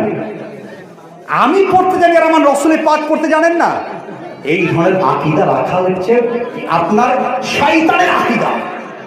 রাসূলের পাক হচ্ছেন মুআল্লিমে কায়নাত। আমার আকা মওলার কাছে একজন সাহাবী বলছে, ইয়া রাসূলুল্লাহ, হযরত আদম আলাইহিস সালাম তিনি 8 লক্ষ ভাষা জানতেন। কত লক্ষ ভাষা? 8 লক্ষ। দুনিয়া সৃষ্টি থেকে নিয়ে শেষ পর্যন্ত যত ভাষায় কথা হবে তার সংখ্যা প্রায় 8 লক্ষের মতো হবে। যেমন বাংলা, ইংলিশ, পশতু, হিন্দি, উর্দু, ফার্সি, জৈন ইত্যাদি ইত্যাদি, এইগুলো 8 লক্ষ। সাহাবীর আরজ করেন, ইয়া রাসূলুল্লাহ, আপনি তো আদম আলাইহিস সালামের চেয়ে শ্রেষ্ঠ, আপনার নূরে আদম আলাইহিস সালাম সৃষ্টি, তো আপনি কতগুলো ভাষা জানেন? তো আমার মুস্তাফা ইরশাদ করছেন যে আমার ছাত্রের মধ্যে প্রথম ছাত্রের নাম আদম আলাইহিস সালাম। তাহলে ছাত্র যদি 8 লক্ষ ভাষা জানেন, আমার মুস্তাফা কত ভাষা তিনি জানতেন? আমার মুস্তাফার ইলমের গাই কত ছিল? ওনার ইলমকে আমরা কোনদিন কল্পনায় আনতে পারবো না, এত জ্ঞান মুস্তাফার দরবারে ছিল। মুস্তাফার জ্ঞান তো ছিল। মুস্তাফা সাল্লাল্লাহু আলাইহি সাল্লামের একজন সাহাবী হযরত আলীর জ্ঞান কত ছিল জানেন? হযরত আলী তিনি চ্যালেঞ্জ করতেন, তিনি ডিক্লেয়ার করতেন যে তোমরা দুনিয়ার যা কিছু জিজ্ঞাসা করবে আমি আলী এখানে দাঁড়িয়ে উত্তর দিয়ে দেবো, যা জিজ্ঞাসা করবে তাই উত্তর দিয়ে দেবো। লোকেরা কেউ আগায় না। এমন সময় একজন ব্যক্তি বাইরে থেকে চলে এলেন, আসার পর রাস্তা করে হযরত আলীর সামনে চলে গেলেন। যাওয়ার পর বলছেন, হে আলী, আপনি চ্যালেঞ্জ করেছেন যে দুনিয়ার সমস্ত জ্ঞান আপনার কাছে আছে, আচ্ছা আপনি বলুন তো এখন আল্লাহর ফেরেশতা জিবরাইল আলাইহিস সালাম আছে কোথায়? আছে কোথায়? Where is the best angel? জিবরাইল আলাইহিস সালাম কোথায়? উত্তর দিলেন, চোখ বন্ধ করলেন আর খুললেন, চোখ বন্ধ করলেন আর খুললেন, বললেন তুমি হচ্ছে জিবরাইল। হে আলী, তুমি জানলে কি করে? হযরত আলী থেকে ইরশাদ করেছেন, আমি চোখ বন্ধ করলাম, কুল কায়নাতের দাওরা আমার চোখ করে দিল। তাহলে আমাদের চোখ খোলার পরও আমরা সব দেখতে পাই না, আর ওনারা চোখ বন্ধ করে কুল কায়নাতের দাওরা। তাহলে হযরত আলীর যদি আপনার জ্ঞানের মর্যাদা এত হয়, রাসূলুল্লাহর জ্ঞানের মর্যাদা কত হতে পারে? বাংলাদেশি বক্তার প্রতি আপনারা খুব হয়ে আছেন পিপাসিত। বাংলাদেশি বক্তা তারা ঈমান শেষ করে দেয়। আমার সঙ্গে পড়তে একটা খবিস বুঝলেন, খবিস গালাউল্লাজি খার দেমা মিজানুর রহমান, তার চ্যালেঞ্জ আমি করেছি অনেক জায়গায়, আপনারা দেখেছেন। আমি বলেছি আমার সামনে সে তো ম্যানম্যান করতে বললেন, সত্যি কথা আপনার সামনে বলছি, মিশরে হাজারে সে বলতে, আরে কি ভাই এই ব্যাপার কোনো কথা মানে পরিষ্কার বলতে পারতো না, একটু ফিনিশিং করে আপনার ফেস কাটিং করে আপনার বিভিন্ন মানে ড্রেসিং করে আর ইংলিশ মুখস্থ করে বক্তব্য চাপটা বলছেন ভালো বক্তব্য। সেই খবিস কি বলেছে জানেন? সে বলেছে যে নবী লিখতে জানতেন না, পড়তে জানতেন না, আলিফ জানতেন না, বা জানতেন না, বলে নাউজুবিল্লাহ। তাহলে বলুন, যে বক্তা বলে নবী পড়তে জানতেন না, তার বক্তব্য শোনা চলবে না? চলবে না। যদি কেউ তার ভক্ত থাকেন, আমি চ্যালেঞ্জ করি তার বক্তব্য শুনে ঈমান নিয়ে তোমার ঈমান গায়েব হয়ে যাবে। বেকুব বেঈমান শুনেছে। কি লিখছে দেখুন, লিখছে আমি তো পড়তে জানি না, একদম বা কায়দা বইতে লিখেছে গো। বুখারী শরীফের প্রথম তরজমা যে করেছিল তার নাম আজিজুল হক, সে লিখেছে আমি তো পড়া শিখি নাই, আমি তো পড়া শিখি নাই। রাসূলুল্লাহ পড়া শিখেননি আর আমরা পড়া শিখে নিয়েছি, কত বড় একটা বিমান। এরপর আমাদের তরজমা একটু দেখুন যে মৌলানা আমরা কি তরজমা করলাম, আমাদের কি তরজমা। আমি তরজমা করেছি উর্দু আরবি বই থেকে, সুন্নি আকীদা থেকে, আলা হযরতের আকীদা থেকে, আলা হযরত যেভাবে আমাদেরকে শিখেছেন আমরা তরজমা করেছি। আমি পড়ি না, আমি ছাত্র নই। তাহলে দেখুন আমি পড়া জানি না আর আমি ছাত্র নই, একই হলো মানে। আপনি আমার কাছে নিয়ে এলেন, এসে বলছেন মাওলানা সাহেব এ পড়ুন, বি পড়ুন, সি পড়ুন, ডি পড়ুন। আমি বলে আমি ছাত্র নই। আবার একটা বাচ্চা ছেলের কাছে নিয়ে আলাদা বলে এ পড়, বি পড়, সে বললো আমি পড়তে জানি না, দুটো একই হয় না। রাসূল পাক তিনি বলেন আমি ছাত্র নই, আমি ছাত্র নই, আমি পড়ি না। হে জিবরাইল আমি পড়ানোর জন্য এসেছি। I am not a student, I am a teacher. আমি আজ শিক্ষক হয়ে দুনিয়াতে এসেছি। দলিল আপনার নিজের হাদিস শরীফের মধ্যে ইবনে মাজাহ হাদিস নাম্বার 231 এর মধ্যে রাসূল পাক তিনি ইরশাদ করেন ওয়া ইন্নামা বুইতু মুআল্লিমান, আমি মুআল্লিম হয়ে দুনিয়াতে এসেছি। তাহলে এই ধরনের প্রকৃত আকীদা বুখারী শরীফের তরজমা করতেও তারা ভুল করেছে। আলহামদুলিল্লাহ সহিহ তরজমার মধ্যে পেয়ে যাবেন। আর প্রথম খণ্ড যদি আপনার অর্থে জোগাড় আমরা করতে পারি তাহলে কিন্তু আমরা প্রথম খণ্ড মার্কেটে নিয়ে আসার চেষ্টা করবো। সুন্নি ভাইদের কাছে রিকোয়েস্ট আপনারা করবেন। শেষ কথা আপনাদের বলে দিই, তাহলে আপনারা পেলেন কি যে দুটো জিনিস আজ থেকে আমাদের শিখলাম। নবীর মহব্বত করতে হবে, নবীর তাজিম এবং নবীর সঙ্গে আপনার লাগাও রাখতে হবে। বেয়াদবি করলে ঈমান গায়েব। আমাদের কত বড় মানে আদর দেওয়ার কথা আমাদেরকে আলা হযরত শিখেছেন। আলা হযরত তিনি বলছেন রাসূল পাকের নাম এই জবানে নিয়ে আমরা সাধারণ মনে করছি না, এই জবানে নিয়েও যথেষ্ট মনে করছি না। আলা হযরত তিনি বলছেন কলম দ্বারা লেখাকেও আমরা যথেষ্ট মনে করছি না। দুনিয়ার কলমে রাসূলের তারিফ লেখা যায় না, রাসূল পাকের তারিফ দুনিয়ার কলমের দ্বারা লেখা সম্ভব নয়। তাই লিখবো কি করে? আলা হযরত বলে তাই লিখবো কি করে? তো আলা হযরত তিনি বলেছেন আমার ইচ্ছা জিবরাইল আলাইহিস সালামকে বলি, হে জিবরাইল জান্নাতের মধ্যে একটা গাছ আছে যে গাছটাকে তুবা গাছ বলা হয়। জান্নাতে একটা গাছ যার নাম তুবা গাছ। ওই তুবা গাছের মধ্যে সবচেয়ে লম্বা যে ডালটা, জান্নাতের প্রত্যেকটা ডালই আপনার সুন্দর। আলা হযরত বলেছেন সবচেয়ে উঁচু ডাল, লম্বা ডাল, সেই ডালটা যেন এনে আমাকে জিবরাইল আমিন দেয়। আর ওই ডালটা দ্বারা করব কি? আমার মুস্তাফার নামে তারিফ আমি করব, নবীর প্রশংসা লিখবো।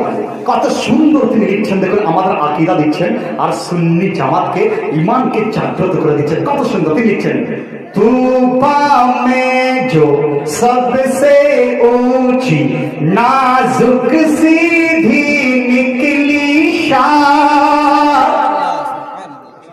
तूबा में जो सबसे ऊंची नाजुक सीधी निकली शान, मांगो नात नबी लिखने को रूह कुदुस से ऐसी शान, सल्लल्लाहु अलैहि नबी, सल्लल्लाहु সাল্লাল্লাহু আলাইহি নবী। শুভ সাদিকের সময় বুঝলেন আর একদম আপনার ঈমান তাজা হয়ে যাবে। তুলসী পড়ুন সাল্লাল্লাহু আলাইহি নবী, সাল্লাল্লাহু আলাইহি নবী। এরপর তারিফ করছেন রাসূল পাকের আলের তারিফ। রাসূল পাকের তো তারিফ আমরা করলাম, ওনার আল ওনার বংশের তারিফ আলা হযরত করছেন। আলা হযরত বলছেন ইয়া রাসূলুল্লাহ আপনি যেন একটা পদার মতো, আপনি একটা গাছের মতো, আর আপনার ডালপালা, ডাল হলো হযরত ইমাম হাসান ইমাম হুসাইন, যার ফুল হচ্ছেন হযরত ফাতেমাতুজ জাহরা, যার শাখা প্রশাখার নাম হযরত সিদ্দিক আকবর, ফারুক আজম, হযরত ওসমান গনি, হযরত আলী। তো একদম বাগানের তুলনা তিনি করছেন। কত সুন্দর সাল্লাল্লাহু আলাইহি নবী, সাল্লাল্লাহু मौला गुलबुन रहमत ज़हरा सिबतैन उसकी कलियां फूल। মাওলা হচ্ছেন একটা পর্দার মতো, গাছের মতো। রাসিয়া আসলে আপনি যেন বাগানের গাছের গাছ। মাওলা গুলগুন রহমত জাহরা শিবতন উসকি কলিয়া ফো सिद्दीक फारूक उस्मान हैदर हर एक उसकी शान।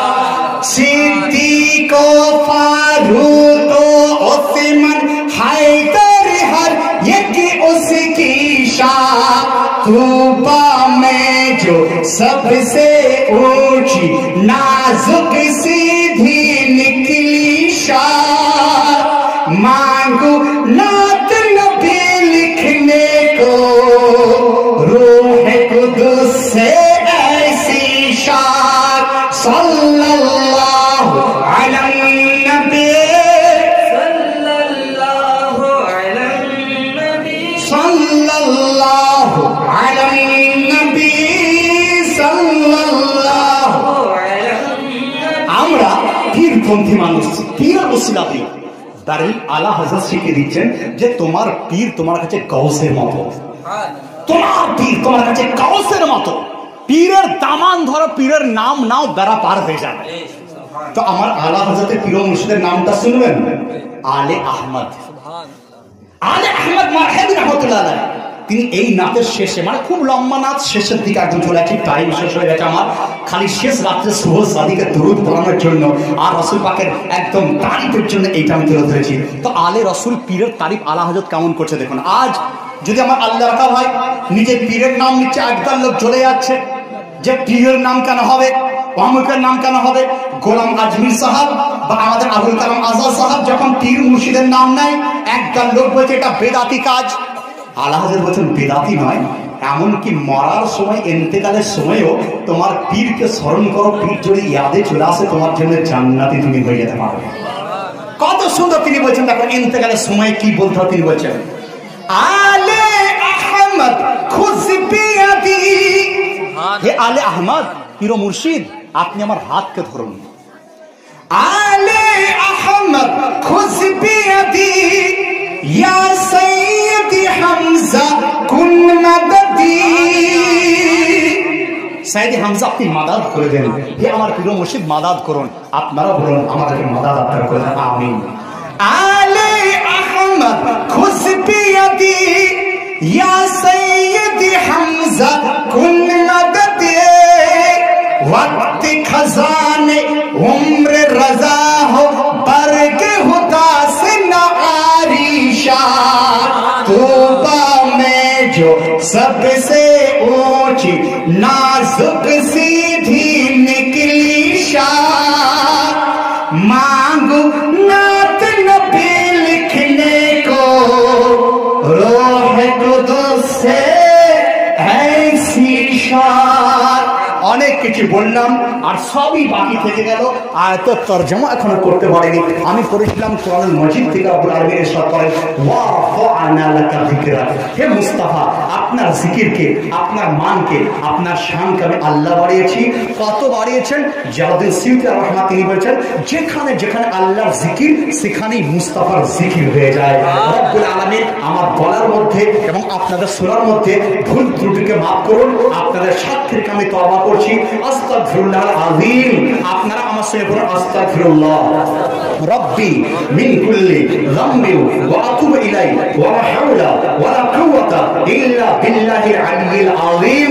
লা ইলাহা ইল্লাল্লাহু মুহাম্মাদুর রাসূলুল্লাহ সাল্লাল্লাহু আলাইহি ওয়াসাল্লাম। হায়াত বাকি তো মুলাকাত বাকি। আসসালামু আলাইকুম ওয়া রাহমাতুল্লাহি ওয়া বারাকাতুহু। Ya Nabi Ya Rasul Ya Habib salam alaika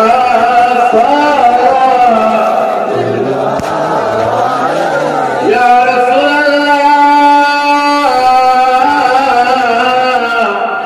Ya Habib Rabiul awal asil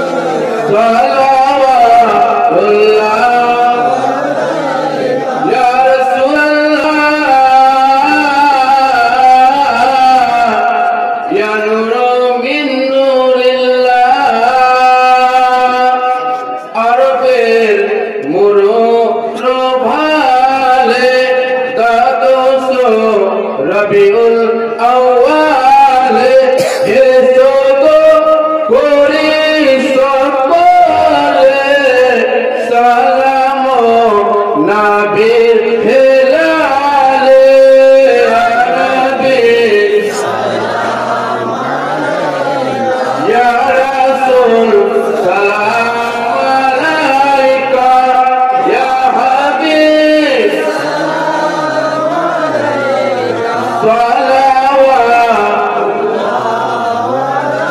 ইয়া হাবিবি ইয়া রাসূল নবীজি নূরে ইলাহি যার হাতে সারা খোদাই কাপড়ে দিল কাওয়াহি দিমুরা তারে দোহাই ইয়া নবী সালাম আলাইকা ইয়া রাসূল সালাম আলাইকা ইয়া হাবিব সালাওয়াতুল্লাহ আলাইকা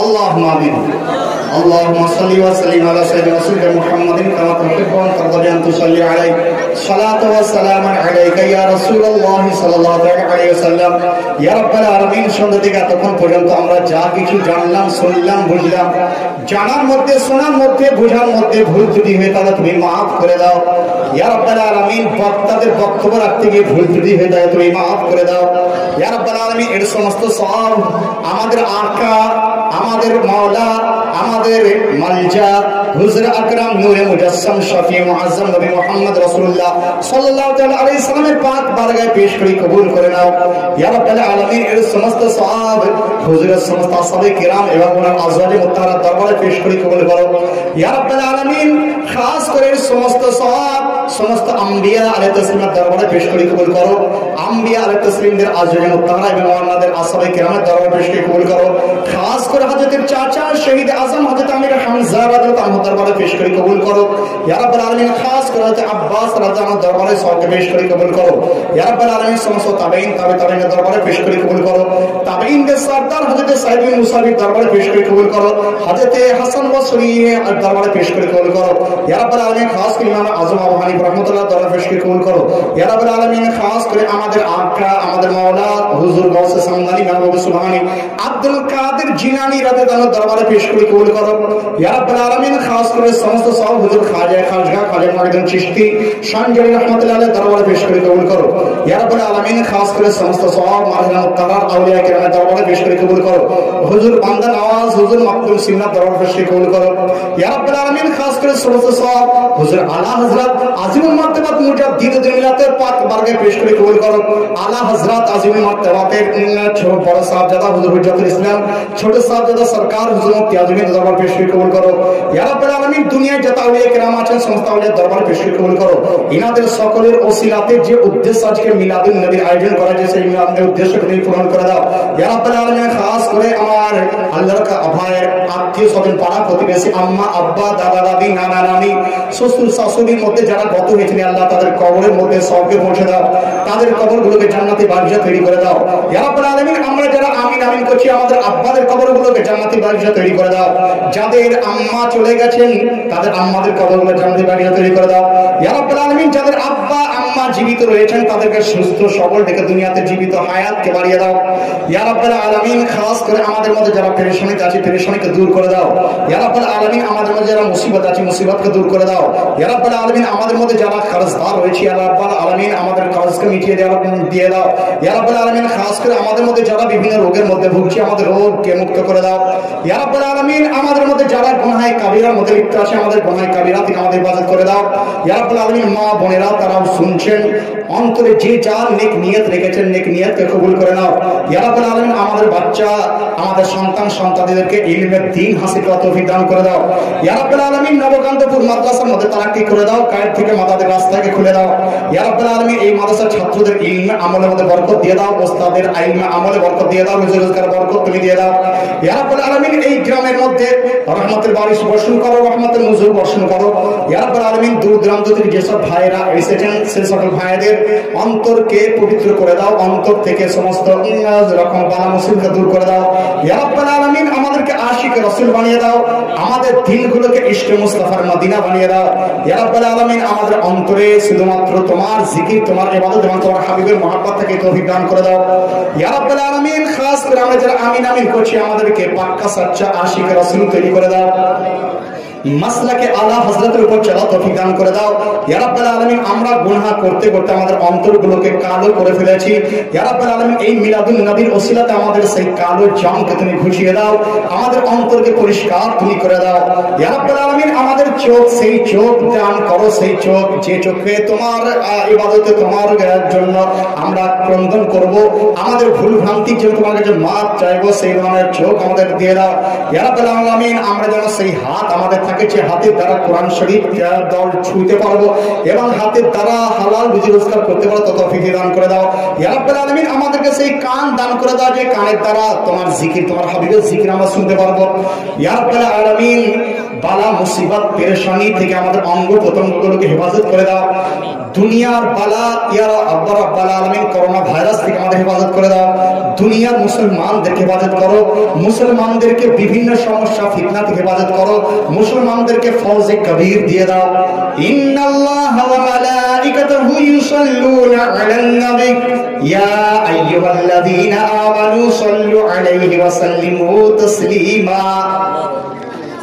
আল্লাহ রাব্বু মুহাম্মাদিন সাল্লাল্লাহু আলাইহি ওয়া সাল্লাম ওয়া আলা সাবিহি ওয়া লি আবাদা দুরা কাররামা।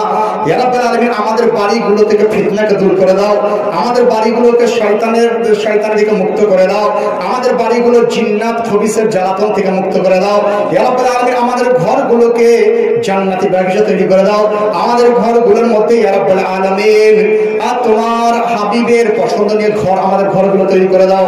সুবহান রাব্বিকা রাব্বিল ইজ্জাতি আম্মা ইয়াসিফুন ওয়া সালামুন আলাল মুরসালিন ওয়ালহামদুলিল্লাহি রাব্বিল আলামিন বিরহমাতিকা ইয়া আরহামার রাহিমিন বিহাক্কি লা ইলাহা ইল্লাল্লাহ মুহাম্মাদুর রাসূলুল্লাহ সাল্লাল্লাহু আলাইহি ওয়াসাল্লাম। আসসালামু আলাইকুম ওয়া